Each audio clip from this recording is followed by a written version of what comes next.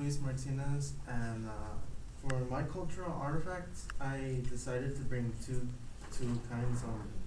This is called the castañuelas. In English, it's known as the castaneros, and it's castañuelas for nutshell. And I brought the maraca too. And so I wanted to discuss how these two in specific would relate to my culture, specifically the Oaxacan festivities of La Guelaguetza. And so I also wanted to discuss how these artifacts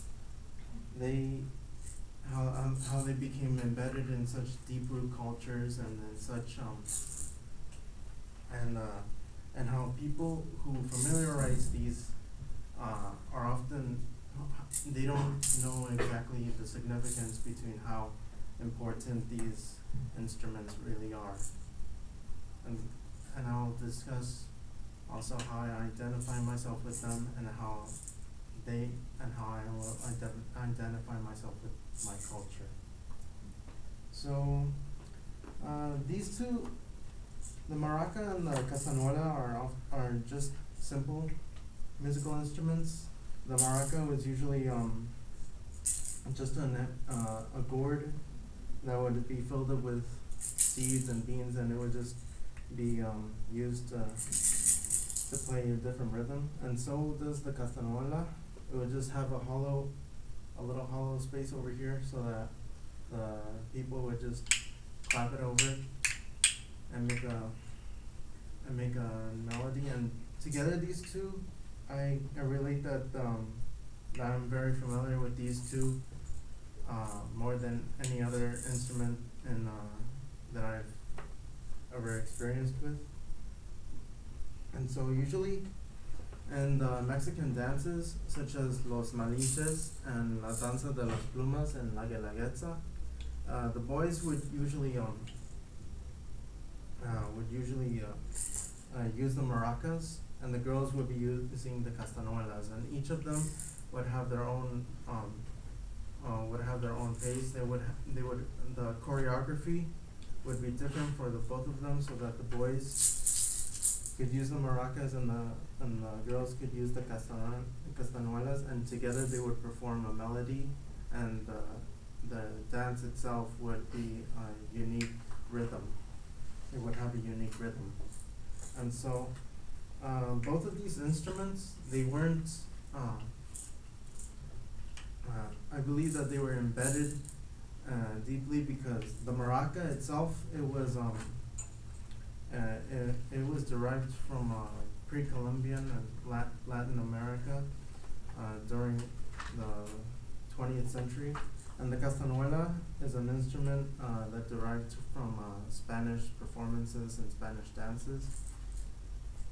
And so the reason why these two I find these two very significant in my Oaxaqueño culture is because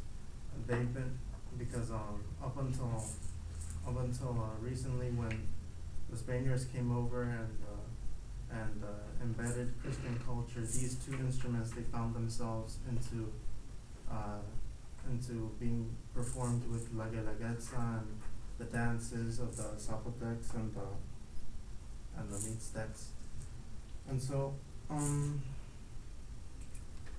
the reason why I find these very important in the Zapotec culture is because I'm from Zapotec descent too. My parents, they were both born in the pueblos in Oaxaca City, in Oaxaca, Mexico, and they grew up learning the Zapotec culture. They grew up being fluent in the Zapotec language, which is different based on which pueblo they were raised in. And so I didn't know this up until the first time I visited Oaxaca, Mexico, around 4 years ago. And I didn't understand the language, and I wasn't very fluent in Spanish itself.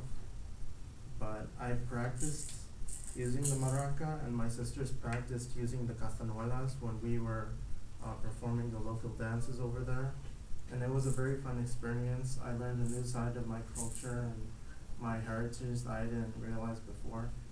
And up until the last days of my summer over there, I got to experience the festivities of La Guelaguetza, and they performed specifically La Danza de las Plumas. The boys used the maracas, the girls used the castañuelas, and it was very thrilling, and it was a very fun experience.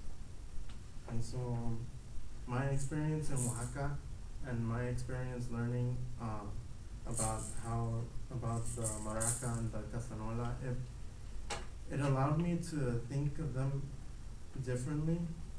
Like they were given a deeper meaning. Most people would familiarize the maraca.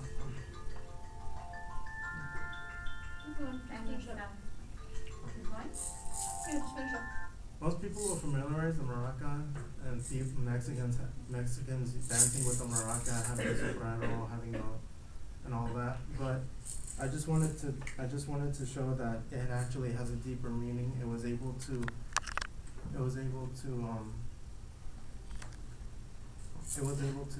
not just embed, but it was able to move into the Zapotec culture of my heritage and my people, and I just thought that was a really important and that was a very interesting thing.